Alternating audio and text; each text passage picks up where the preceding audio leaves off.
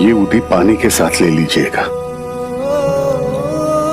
लेकिन परहेज जरूरी है। मधुमेह की बीमारी में आपको मीठा खाना कम करना होगा, तभी आपकी सेहत में सुधार आएगा।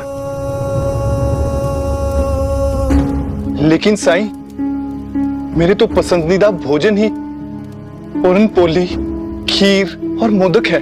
भला इनके बिना मैं कैसे जी पाऊंगा? समस्त दुखों की जड़ ये जीभ ही है। मुझे पता है साईं, मुझे मीठा खाने की आदत है, पर इस उम्र में मुझसे ये आदत बदली नहीं जाएगी। और ऐसे फीके जीवन से तो मौत भली है ना। मुझसे नहीं हो पाएगा, और मुझ में इतनी इच्छा शक्ति भी नहीं है। ठीक है, आप यहीं रुकिए, मैं थोड़ी देर में आता हूं।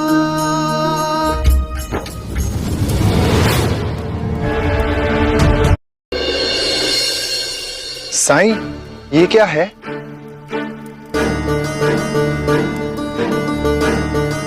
मेरे एक जानने वाले हैं, काका साहेब दीक्षित, उन्हीं से कागजात लेने गया था। वकील है। चूंकि आप अपनी मीठा खाने की आदत पर नियंत्रण नहीं कर सकते, यही एकमात्र तरीका है जिससे मैं आपकी मदद कर सकता हूं। इस कागज पर आप अपनी वसीयत लिख सकते हैं, बाकी के काम काका साहब कर देंगे।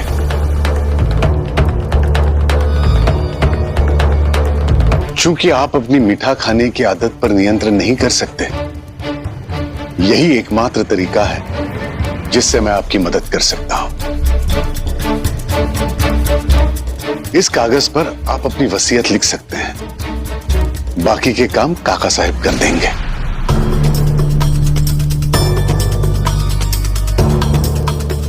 वसीयत?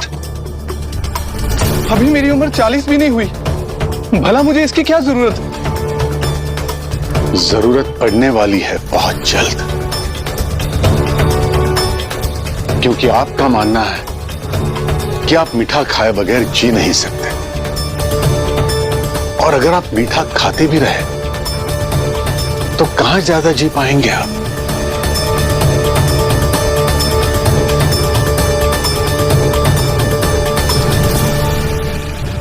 परेशान मत हुई, आपकी बीमारी और ये आपकी वर्तमान जीवन शैली जो है, उसके हिसाब से और कुछ महीने हैं जीने के लिए। उतना समय काफी है वसीयत बनाने के लिए।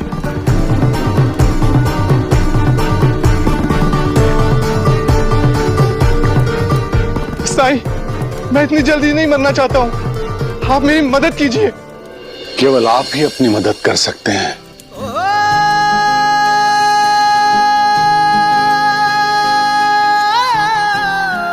मुझे पता है, आदतों को छोड़ना, उनका त्याग करना कठिन है, लेकिन कभी कभी अपनी सलामती के लिए प्रयत्न करने पड़ते हैं। और क्या आपको पता है, हर नया दिन बीते दिन से आसान होता है, सरल होता है। मैं समझ गया साईं, आपने मेरी आंखें खोल दी और ये एहसास दिला दिया कि मैं कितना गलत था। जैसे आपने मुझे समझाया, आज तक किसी ने नहीं समझाया। मैं आज से ही सात्विक भोजन शुरू कर दूंगा और आपकी दी हुई खुदी भी लूंगा। अगर आप ऐसा कर पाते हैं तो ये कागज आप खुद फाड़कर फेंक दीजिएगा। आपने जैसा कहा, अगर वैसा कर पाए तो बहुत सालों तक आप और खुशहाल जिंदगी जी पाएंगे।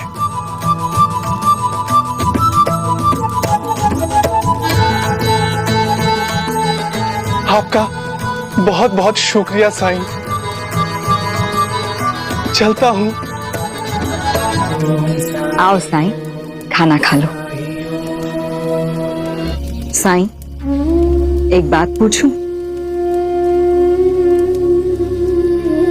तुमने उस आदमी को वसीयत के कागजात क्यों दिए? तुमने इससे पहले बीमारी को दूर करने के लिए डर को दवा के रूप में इस्तेमाल नहीं किया, तो फिर आज क्यों? बायजामा, भय बिन भाव न उपजे, भय बिन होए न प्रीति। जब हृदय से भय भागा, मिटी सकल रसल प्रीति। सोए आदमी को जगाने के लिए झिंझोरना पड़ता है। मैंने बस वही किया बायजामा।